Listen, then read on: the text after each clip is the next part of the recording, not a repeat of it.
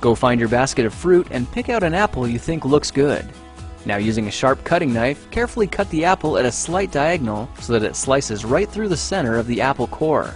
While we're here, let's save 2 of the seeds because we'll be needing them later. Now that we've got our 2 halves, let's take the side that still has the bottom attached and place it face down on a cutting board. We'll need to place 2 butter knives perpendicular with the top and bottom of the apple. Now we can carefully cut down along one side of the apple core until the knife bottoms out on our makeshift spacers, then use the spacers as a guide to gently cut in from the side. When the 2 cuts meet, you'll have an apple wedge that pops right out. And while we're here, let's cut a piece from the other side the same way. Now our goal with these is to cut out 3 more L-shaped wedges about a 1/4 inch thick. And this time, rather than cutting in sideways toward your fingers, try turning the piece over so you can cut downward and meet the first cut at the bottom. Now with a little wiggle, a new apple wedge should break free. If you repeat the process 2 more times, then stagger the pieces back together, the effect is a beautifully layered wing.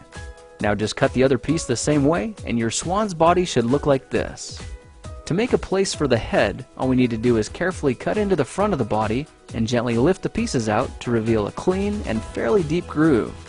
At this point, we can go ahead and grab the other half of the apple and place it between the butter knives like before. But this time, we're just going to use them as spacers to cut an even slice off the bottom.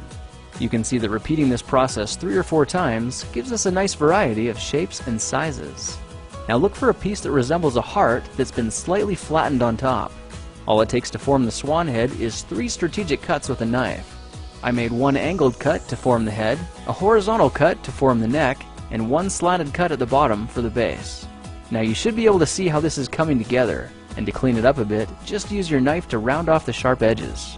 All that's left now is to place the apple seeds where you think the eyes should go, then use the side of a butter knife to press them firmly into position.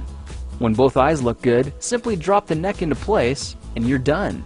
You've just created a beautiful and decorative apple swan.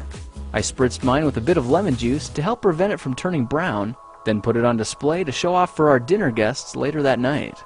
If you try using different apples, you'll get a nice contrast of colors, and every bird will look a little bit different.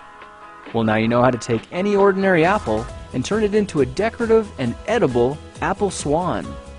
If you like this project, perhaps you'll like some of my others. Check them out at thekingofrandom.com.